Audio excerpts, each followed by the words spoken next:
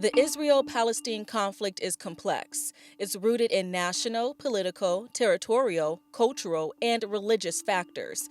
Israelis and Palestinians both want the same thing: land. One side has a state, the other one does not. It's not just about land, but it's about having the right to self-determination.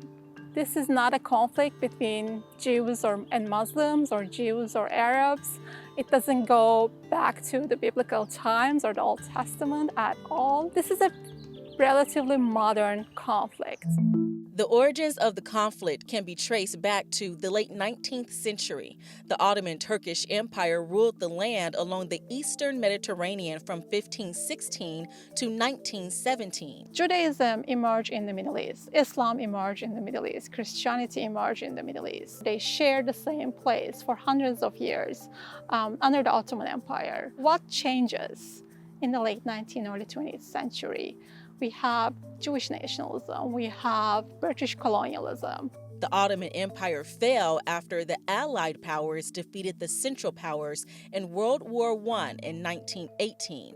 It became a British mandate. It came under the British rule. Great Britain made conflicting agreements about the future of Palestine to Arabs and leaders of a nationalist movement called Zionism. Zionism was an ideology and a movement that aimed to establish a Jewish state in Palestine. According to the Zionists in Eastern Europe at the time, Jews constituted a nation. They were not just a religious group, but they were an ethnic group, and they deserved their own state. Jews were being discriminated against and persecuted and harassed and oppressed in Eastern Europe. So they said, we need to establish our own state to be safe and secure, and they chose Palestine to do that. Historians believe Zionism is a continuation of the ancient attachment of the Jews and Jewish religion to the historical region of Palestine. However, there was a big problem.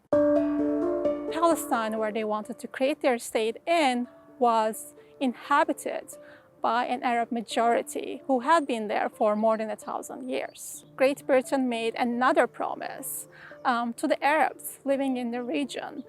And they said Palestine was going to be part of an independent Arab state that was going to be established after the war was over. In 1917, Great Britain announced this Balfour Declaration, which is a turning point in the history of the Israeli-Palestinian conflict. The document supported the establishment of a Jewish national home in Palestine and the preservation of the civil and religious rights of non-Jewish communities.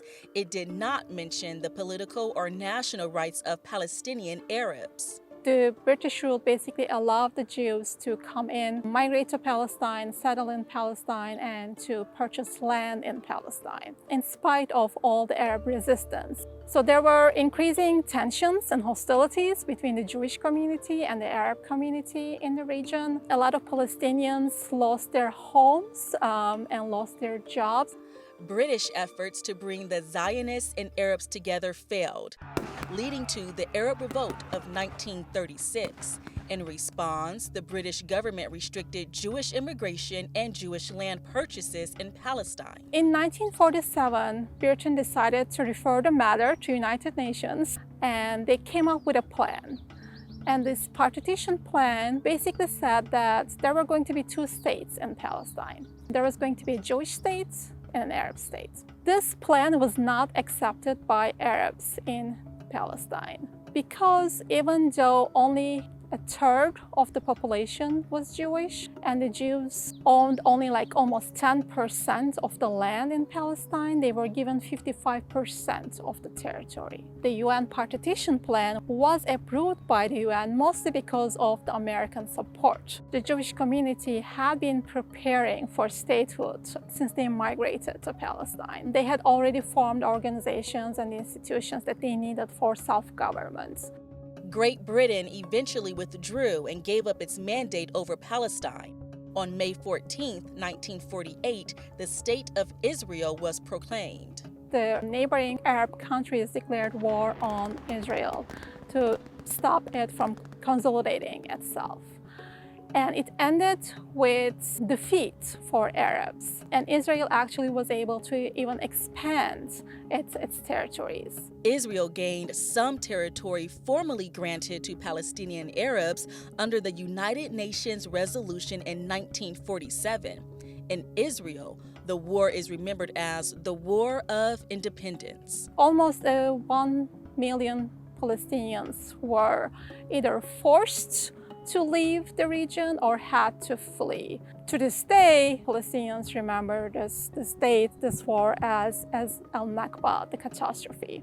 There were 3 more wars between Israel and different Arab countries. The War of 1967 is the most important one because at the end of this war, Israel gained a big victory and it occupied the remaining Palestinian territories. And this occupation was supposed to be temporary. It was regarded illegal by the United Nations. However, the occupation still continues to this day. So West Bank, East Jerusalem, and the Gaza Strip are occupied territories, which means they are still under Israeli occupation. All aspects of their lives are controlled by the Israeli government. Their access to water, electricity, basic food items, basic medical supplies, education, employment, their exits and entrances. A lot of Palestinians are living as refugees. And then there are other Palestinians who are still living in Israel as Israeli citizens. But they are also complaining that they're not treated equally and the Jewish citizens of Israel had more rights. We have Hamas in the Gaza Strip. Hamas came into the picture in 1987. During the 1990s and early 2000s, they were engaged in armed struggle against Israel. They had this militant wing, which was responsible for the suicide bombings and some of the violence. It later turned into a political party and gained power in the Gaza Strip after the elections of 2007. Since 2007, because it's recognized as a terrorist organization by Israel, the United States, there have been sanctions in place. And Gaza has been under a blockade. Hamas is the major political actor in Gaza right now, but it doesn't represent all Palestinians.